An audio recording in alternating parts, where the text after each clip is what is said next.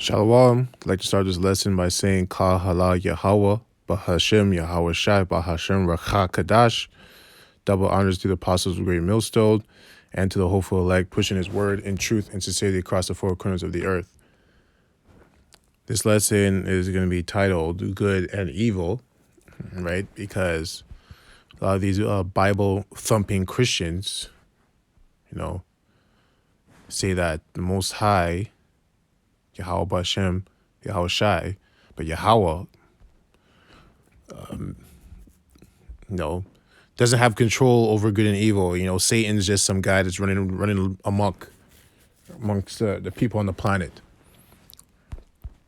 So we're gonna start off at Genesis 2:9. Yeah, 'cause especially right now, all these bad things are happening on the planet. Everyone's like, "Oh, why me? Why God?" They're saying, "Why God?" and all this stuff. Please save us. Please stop these calamities from happening. But you don't understand that he's making those things happen because you guys have been wicked. You guys have been wicked.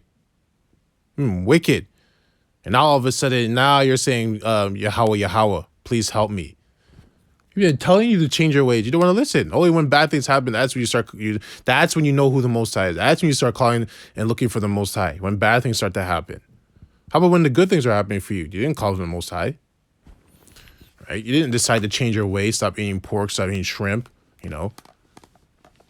But, it is what it is.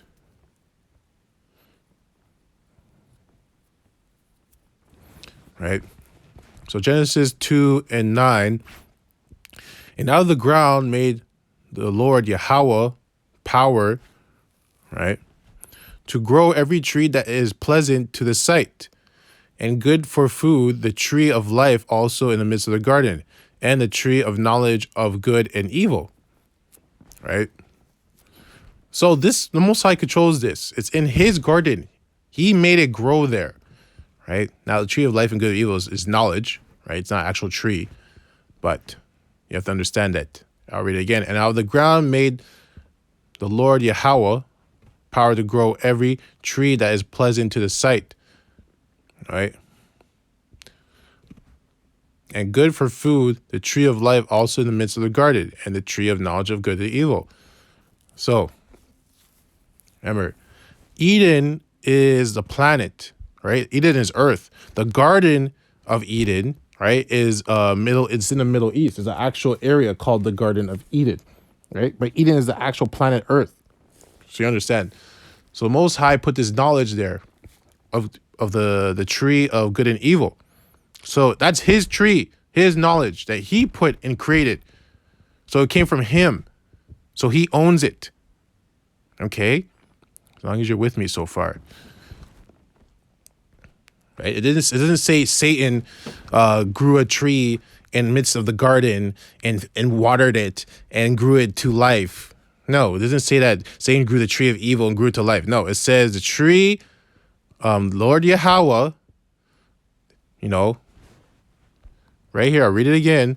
And out of the ground made the Lord Yahweh powers to grow every tree that is pleasant to the sight. Right? And good for food.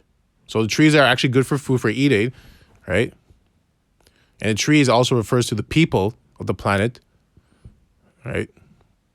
The tree of life also in the midst of the garden, right? Tree of life also in the midst of the garden, and the tree of knowledge of good and evil. So he caused these things to grow.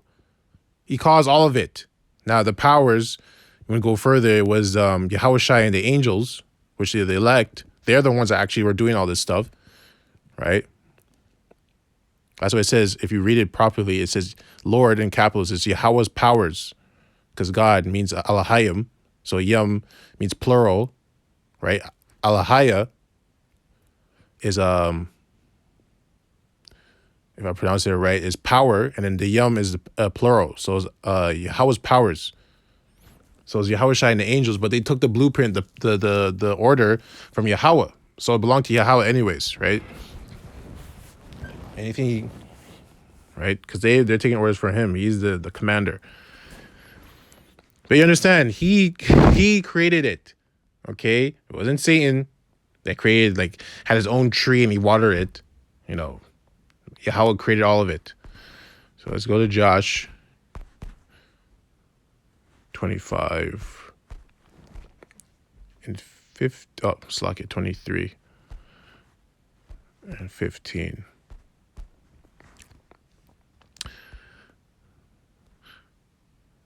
Therefore, Joshua 23 and 15. Therefore, it shall come to pass that as all good things are come upon you, which the Lord Yahweh, your power, promised you, so shall the Lord Yahweh bring upon you all evil things, until he have destroyed you from off this good land, which Yahweh, your power, hath given you. So this is what the Most High said to them. Right, and I'll keep reading. Verse 16, when ye have transgressed the covenant of Yahweh your power, which he commanded you, and have gone and served other gods, and bowed yourself to them, then shall the anger of Yahweh be kindled against you, and ye shall perish quickly from off the good land which he hath given unto you. So it's because they went off. Basically, that's happening right now. Right? Right? And as it says right there, I'll read it again at 15. Therefore, it shall come to pass that as all good things that are come upon you, so everything that good that happens to you, right, in life, everything that's good that happens to you, which Yahweh, your power, promised you, which he promised you, Israel, right? So shall Yahweh bring upon you all evil things. So he will bring the evil things, not Satan. Satan doesn't go and do whatever he wants and causes evil among the people on the planet, even though he is the one that's doing all the evil. But he's getting his commandments, right? He's just a attack dog. He's just a loyal soldier that's doing his job, right? The orders come from Yahweh, right? Because Yahweh's not going to come and do all this stuff. He's going to send Satan to do it, right? The left-hand side. So right there's another proof that, the Most High, Yahweh, does both good and evil. He doesn't just do good. He does evil also. So bad things that happen, some people dying, all this, anything you can think of that's bad, he caused it to happen. Okay? And it's because you weren't doing what you're supposed to be doing. As it said right there, you transgress against the covenant. When you have transgressed the covenant of Yahweh, your power, which he commanded you to follow the rules, and you said you're going to follow the rules. So you went against the rules. This is why all these evil things are happening. So you're trying to figure out, why is this happening to me? Why is it happening to me? Because you're being wicked. That's why. Just that simple. You're being wicked. Okay. So now we're going to go to Job. Of course, you have to bring up Job.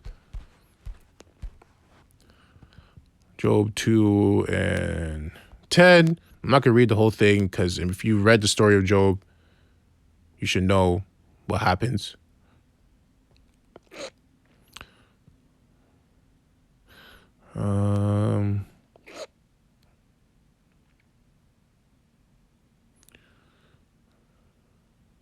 Actually, all right, we'll read from here, because it will kind of make the point. Okay, Job 2 and 1. Again, there was a day when the sons of Yahweh came to present themselves before, I can read, the sons of the power. Again, there was a day when the sons of the power came to present themselves before Yahweh, right? And Satan came also among them to present himself before Yahweh. Yeah, so the sons of Yahweh are the angels, right? So I had to read it again. Those are the angels. They came to present themselves before Yahweh. And Satan also came also among them to present himself before Yahweh, right? So just think of, like, you have to picture it, like the angels are coming to Yahweh, they're bowing down and praising Yahweh. But Satan also came too, right? Because Satan's an angel, right? From whence, verse 2, and the Lord and Yahweh said unto Satan, from whence comest thou? And Satan answered Yahweh and said, from going to and fro in the earth, and from walking up and down in it. And Yahweh said unto Satan, hast thou considered my servant Job, that there is none like him in the earth, a perfect and an upright man, one that feareth Yahweh and escheweth evil? And still he holdeth fast his integrity, although thou movest me against him to destroy him without cause. Right?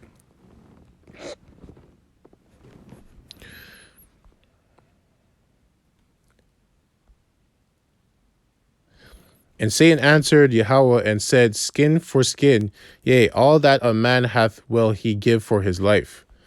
But put forth thine hand now and touch his bone and his flesh, and he will curse thee to thy face. So Satan's just like, well, you know,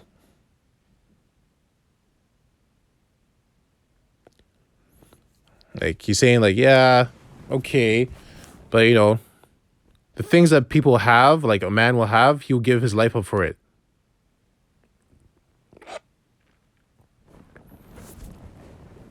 Right?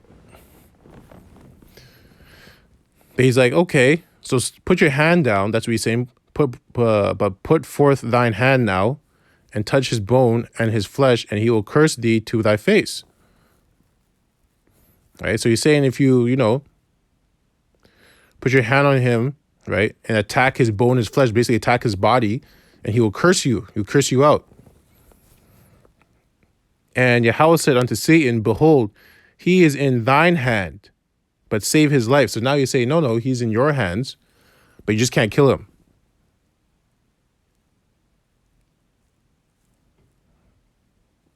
Right? He's like, no, he's in your hands, but you just can't kill him. You can do whatever you want, but you can't kill him. Right? So went Satan forth from the presence of Yahweh, and smote Job with sore boils from the sole of his foot unto his crown, and he took him a potsherd to scrape. Okay, so basically you can see now Satan's like, okay, all right. Because Satan's just like, well, you know, if you go and attack him and hurt him, right? You know, attack his body, he'll curse you to his face. Curse you to your face. That's what he said. Satan said, you, as in Yahweh. Because Yahweh is the one that does this. Right? But he gives the orders to Satan, right, to do these things. So Satan's just talking to him. It's like, well, I mean, if you hurt him, he's going to curse you out to your face. So, I mean, I don't believe he's this good guy that you're talking about. Right? He said, put your hand on him and do this. And Mosai's like, no, he's in your hands. He's in your hands now. You can't kill him. Right? You just can't kill him. He's like, oh, okay, cool. Bet. And Satan went to go do his thing. All right. And then, so the point, so that you obviously know what happens next, he messes him up. Okay, right here. Job 2:10. Actually, you know what? Let's just read the whole thing. Okay. And he took him a potsherd to scrape himself withal, and he sat down among the ashes. Then said his wife unto him, dost thou still retain thy integrity? Curse Yahweh and die. So his wife's telling him to curse Yahweh and die. Now, she's being wicked for saying that, period. Right? But also she was saying that, you know, she's watching her husband go through all this pain. He's dying. He's in agonizing pain. She's like, fuck, just curse him and die already. Right? That's what she's saying. Right? She can't go through it. She's thinking about herself, really. And I was talking about this with a brother. Because she's just thinking about herself. Because she's in her emotions and she doesn't want to deal with this, watching her husband go through all this pain. So she wants him to just curse Yahweh and die. Right? She's not even thinking about the husband, about what's going to happen if he curses Yahweh.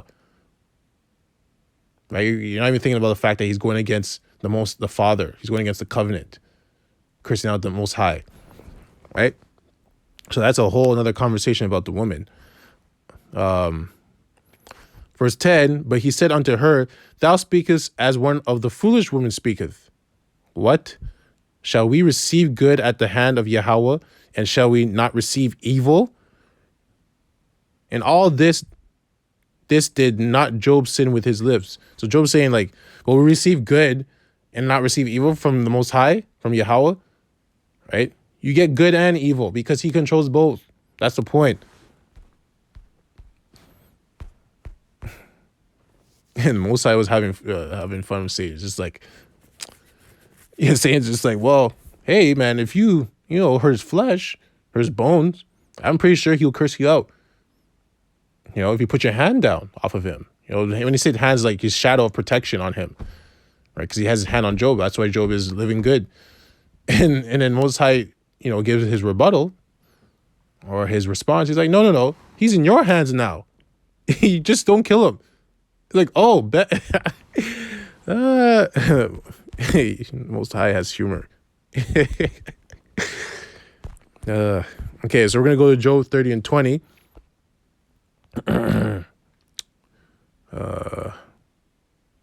I believe this is the right one. Well, Job 30 and 26.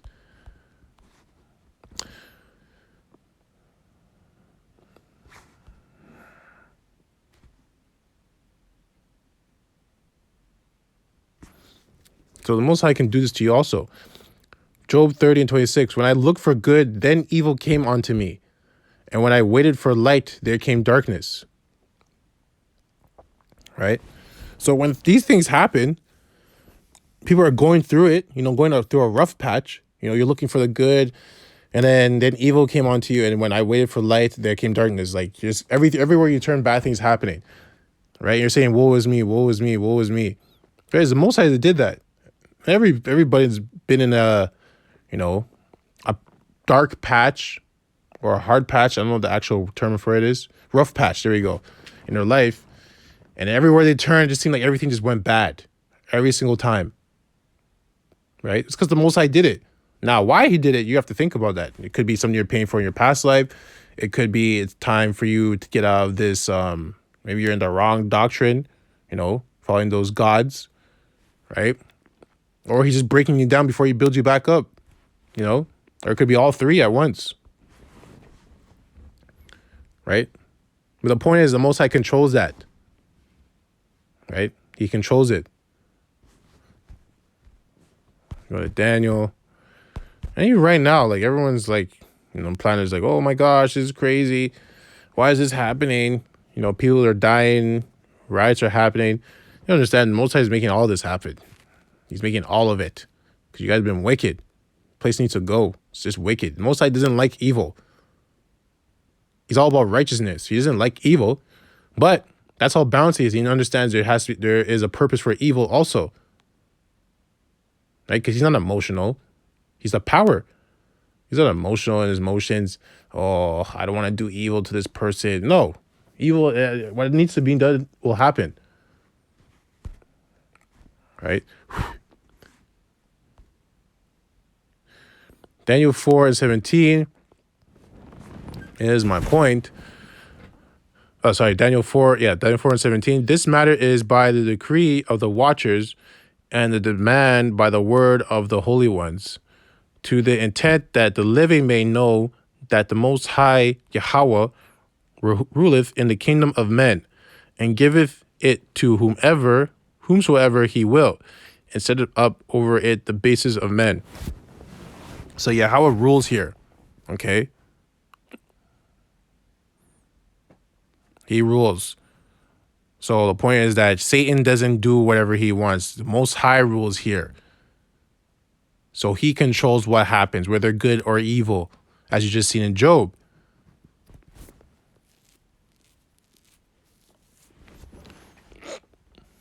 Wait, let me get one more. I mean, I do have more, but the point's pretty much made. 3.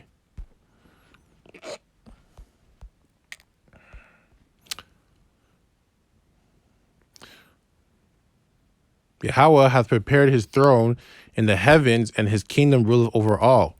Right? Actually, we can get some more. Understand? He rules here. He rules. Satan is not some renegade angel that has his army and he's doing his own things and coming against the Most High. Not the spiritual Satan. The physical counterpart is going to try and do that. The Edomite, Esau, Idumea. Proverbs 15 and 3. The eyes of Yahweh are in every place, beholding the evil and the good. So the Most High sees everything that's happening, right? And he's beholding all of it. Beholding also means to take hold of it, right? If you're taking hold of something, that means you control it, right? Also, you're looking at it, but you also control it too, because it's your possession. And it's his possession because Most High controls whether good or evil happens on the planet, right? And how he's beholding the evil and the good is his angels. He has angels everywhere doing things, jumping on people and making them do something, right? Because they have their orders. Okay, so now we're going to go to, you can go to 2nd Ezra first. 2nd Ezra is 2:14. Take heaven and earth to witness, for I have broken the evil in pieces and created the good. For I live, saith the Lord. Right? So he's broken the evil in pieces. Right? Because he can break the evil in pieces because he can do whatever he wants. Right? Because also, he doesn't like evil. This is my point. He doesn't like evil. But evil is necessary. Evil has its place. Right? And created the good. For I live, saith the Lord Yahweh. Yahweh Ba'ashem Yahushai. Right? And we're going to go to Ecclesiasticus 33. Here's the last one. Ecclesiasticus 33:14. Good is set against evil, and life against death. So is the godly against the sinner, and the sinner against the godly. So good is set against evil. The word set, to put something, to set something. Let's just go into the word set. I went into behold. Let's go into set. Cause to sit, put in some place, fix firmly, build, found, appoint, assign. Okay, that's it. I don't need to keep going. All right. So good is put against evil, set against evil, bound against evil, right? What else did it say? Fix against evil, right? Because it was put there. And who put it there? Yahweh. Yahweh put it there. Right? And he sent his son Yahweh Shai to come against the evil. That he's the good. And the evil is these Edomites. Right? But the point is that it's been said there. So I hope this lesson was edifying. Right? So you just because you need to understand like these injections that you're gonna give people, it's not a good thing. It's a bad thing. But it's only a bad thing for the evil people of this planet, because there's a lot of people that pay for their sins, right? Because what's combined with that injection is the tracking device that they're going to give you also. And the tracking device is the mark of the beast, the RFID chip, right? And only the ones that are against Yahweh Ba'ashem, Yahweh Shai, are going to take it. The elect are not going to take it. So the ones that do take it are against Yahweh Ba'ashem, Yahweh Shai, which are the evil. And the evil are going to be destroyed. Right? Because they're the sinners. They're sinning against the Most High. Right? So, like I said, I hope this lesson was edifying. Like the close I've been saying, Ka Hala Yahweh, Bahashem, Yahweh Shai, Bahashem, Recha Kadash. Double honors to the apostles of Great Millstone and to the hopeful elect pushing his word in truth and sincerity across the four corners of the earth, death and destruction to his wicked kingdom, and the two-thirds as well. Kwam Yasharala, Abal Dabal, Shalom.